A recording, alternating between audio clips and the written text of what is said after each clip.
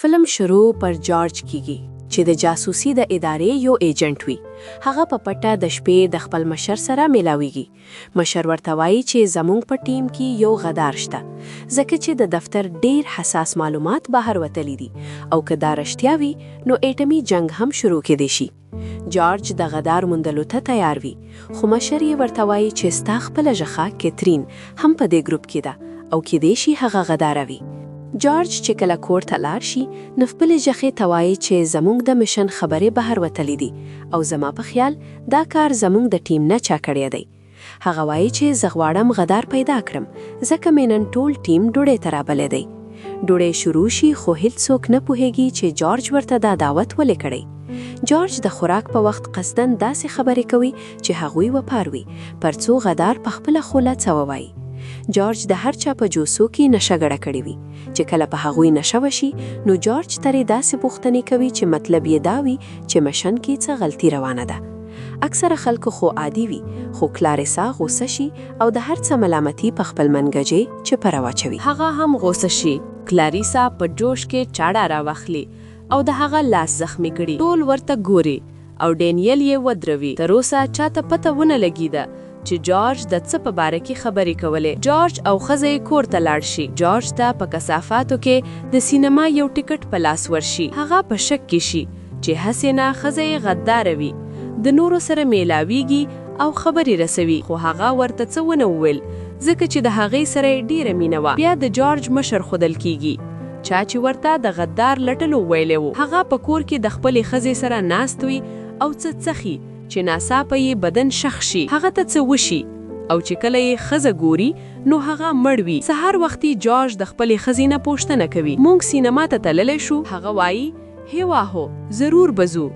ډیر وخت وشو چې نه یو تللی. د هغې په مخ داسې ښکارېدو چې رښتیا وایي. جارج سوچ وکړ چې شاید زه غلط یم. کله چې هغه وتلو نو په پټه یې د خپل دفتر کارت د هغې په بیگ کې واچلو او بیا دواړه دفتر ته لاړل. په دفتر کې جارج ته پته ولګي چې مشر یې مړ شوی دی. هغه حیران شي خو خپل کار ته پام کوي. هغه د خپلې ښځې دفتر ته ورشي او د هغې نه کارډ وغواړي او په دې بهانه د هغې د ملاقاتونو لیست چیک کړي. زیاتره ملاقاتونه د کار په باره کې وو، خو یو ملاقات داسې و چې دته یې پته نه وه. هغوی په یو دفتر کې کار کوو او یو ځای اوسېدل.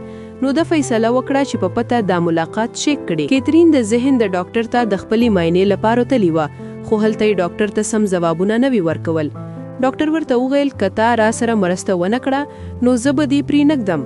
په دې وخت کې ډاکټر ته پته ولګیده چې کیترین ته ویروکي خوابونه او خطرناک سوچونه ورځي. دا هله کیږي چې یو څوک ډیر وریدلی وي. کله چې ډاکټر کیترین ته دا خبره وکړه نو هغې ځواب وکړو چې رازونه خو د هر چا وي. ستا په باره کې ماته پته ده چې ته د یو خاص مذهب منونکي یې او دا خبره دې پټه ساتلي. حال دا چې په دې نوکري کې دا نه منل کیږي. ډاکټر چې دا واورېدل نو وویریدل او د کیپرین د حالت خبره یې پټه وساتله. بلخو جارج یوازې سین غارې ته لاړ چې څه نشه پیدا کړي چې دښمن ته د کورتونو په خورڅولو کې څوک لاس لري. د دې کې یو سړی جارج ته وایي چې ما یو داسې اکاونټ موندلی چې 8 میلیونه یورو پکې دي او دا د هغه د خسۍ په نوم یو جعلي اکاونټ دی. جارج کوشش کوي چې دا خبره له پامه وغورځي، خو په ځکه یې په خپله خسۍ شک راشي. جارج خپل ملګري ته وایي چې دا خبره چاته ونه وایي او فیصله کوي چې په خپله خسۍ نوره هم سخته پیره وکړي. هغه ورپسې نظر ساتي. بیا هغه د کلاریسا کور ته ځي چې په میلمستیا کې خپل منګجې ته چاړه وهلې وه. جارج د هغوی د تعلق په باره کې پوښتنه کوي.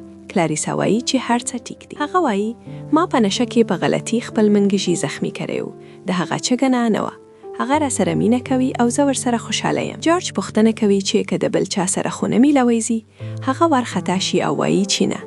جارج ورته وایي ته دروغ وایي، ماته پته ده چې ستا د بل چا سره یارانه ده او ستا منګجې پې خبر نه دی.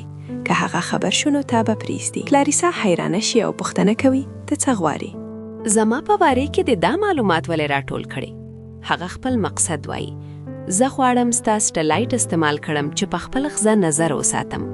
زما شک دی چې کاترین معلومات بهر ویستلی دي. ما د هغې لیست چک کړی.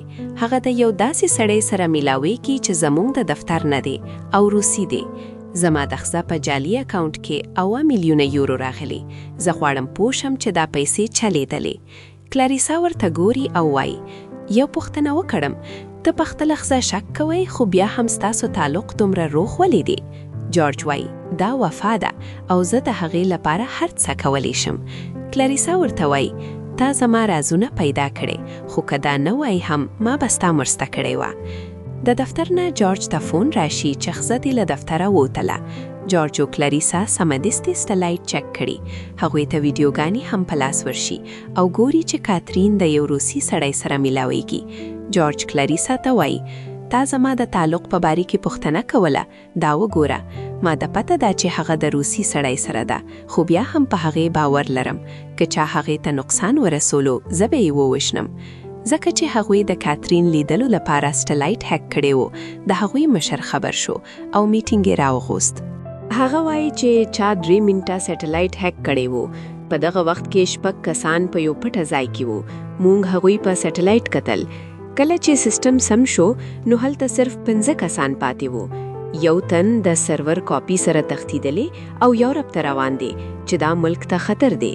د روس سره جنگ شروع کیدلی شي چې دا به د ټولې نړۍ جنگ وي. جورج په خپل ځان غوسه وي کې بې احتیاطي وکړه.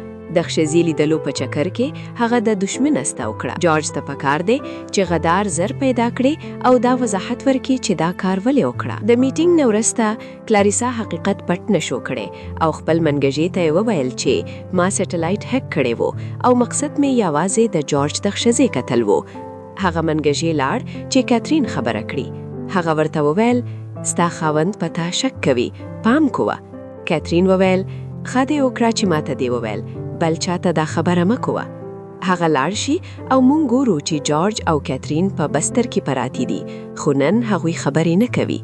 لږ وخت وروسته جورج ورته وایي هر څوک کوشش کوي چې مونږ په لومه کې ګیر کړي، باید ډیر پام وکړو. سحر وختي جورج د کبانو نیولو لپاره تیاری کوي. هغه خپل مخبر پټه ځای ته راخواړي.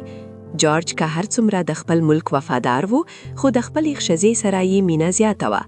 دغه سړی ته د کاترین د غداري پته وو نو جورج غوښتل هغه ووژني. هغه پوښتنه کړه ته د هغه اکاونټ په باره کې څه پوهیږې؟ سړی وویل په دې اکاونټ باندې مخکې ډیر نور نومونه هم وو. په خپله ښځې شک کول غلط دی. جورج احساس کړی چې هغه په خپله په دې خبرو یقین نه لري نو د هغه د وژلو ارادو بدله کوي. په دفتر کې کاترین له کلاریسا نه غواړي چې ساتلایت بیا هک کړي او ویروي که دا کار یې ونه کړه نو د هغې پخوانۍ کارونه به ښکاره کړي او زندان ته به یې ولیږي.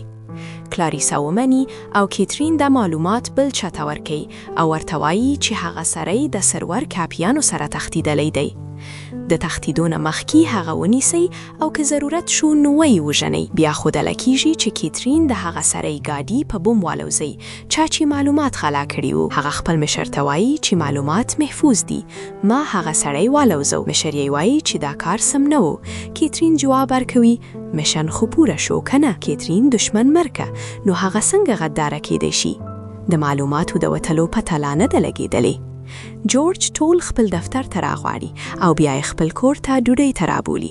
په ډوډۍ کې کاترین په میز باندې تمانچه کېږدي. جورج اعلان کوي چې نننی ډوډۍ به بدله وي، د غلط جواب سزا مرګ ده. هغه یې واوریږي او پوښتنه کوي چې دا څه لوبه ده. جورج یو راز ښکاره کوي او هغه یې شرموي. هغه جیمز ته وایي تا غوښتل زما خوځه په لومه کې ګیر کړئ ځکه دی زما په کور کې د سینما جعلي ټکټ پرېښی و. هغه عکسونه ښکاره کوي او وایي تا زموږ سرور هک کړی و، معلومات دې غلا کړل او خرڅ دې کړل او کله چې تا نه شوی نو تا ډاکټر ته هر څه ویلي وو.